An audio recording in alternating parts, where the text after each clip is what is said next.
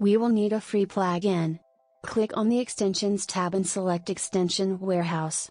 Search Random Tools, click on it and install the plugin. Close the Extension Warehouse window. If nothing shows up, then right-click, select Toolbars, find Random Tools in the list and check it. Close the window and move the bar. Hold down left mouse button and drag it to select objects. Then press Delete. Click on the Window tab, select Model Info and then Purge Unused. You can also purge assets in Asset Editor. Select the Circle tool. Type 200 to make edges smoother, then click on the origin, type 1 and press Enter. Use your scroll wheel to zoom. Move your mouse to the origin, press on the right arrow on your keyboard, move your mouse to the edge of a horizontal circle and click it.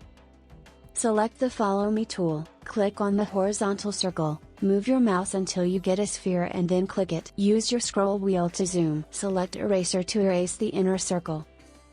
Open Asset Editor. Click on the Create Asset icon, select Materials and then Generic. Click on the arrow to expand the window. Change the scene used to preview the asset to sphere. Click on the texture slot of diffuse color, then change RGB colors to 0.9. Change reflection color to white. Click on its texture slot and select bitmap. You need to search soap bubble texture to use it as a bitmap.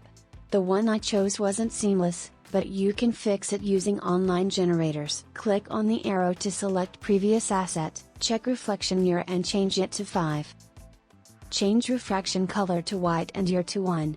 Click on the texture slot of refraction color and select fall off. Change color 8 to white, fall off type to Fresnel and Fresnel year to 1.005. Click on color B and change red and green colors to 0.98. Click on the arrow to select previous asset. Double click to rename the material. Press Enter. In the Materials tab switch select with Edit. Change the size to 1 meter. Select the Line tool, click on the sphere surface, move your mouse along blue axis and click once again. Select Pan and hold a scroll wheel to rotate. Select the Circle tool. Move your mouse to the top of the line, press on the up arrow on your keyboard, move your mouse and click it.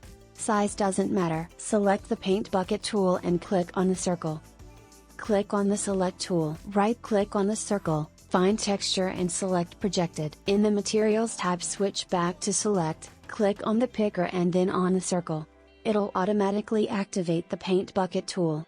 Click on the sphere to apply the projected texture. Click on the Select tool. Hold down left mouse button and drag it to select objects. Then press Delete. I deleted a bit too much there. You should leave the vertical line.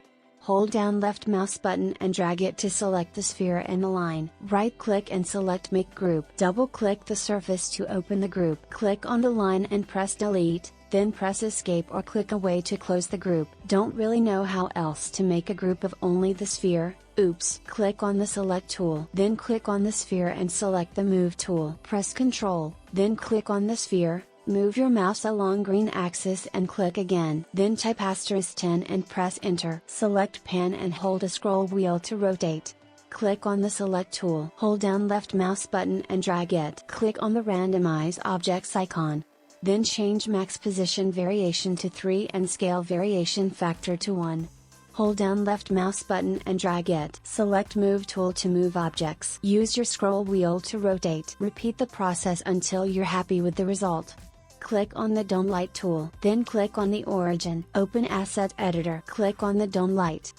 Click on the texture slot of the color/texture HDR, then open File. Link to the HDRI is in the description.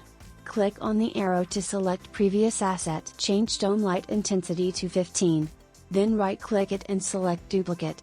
Change Dome Light number 1 intensity to 100, find Options and check Invisible. Click on the arrow to select previous asset. Select Pan and hold a scroll wheel to rotate. When you are happy with your scene, scroll down in the default tray window, find Scenes tab, press on plus to add new scene. Open Asset Editor. Click on the Settings tab, then choose Desired Quality. Click on the Camera tab and activate Depth of Field. Change defocus to 0.7. Focus source to fixed point and then click on the pick point icon. You need to choose which bubble you'd like to stand out and click on its surface. The last step is to change image width/height in the Render Output tab and then click on Render. Enjoy the result.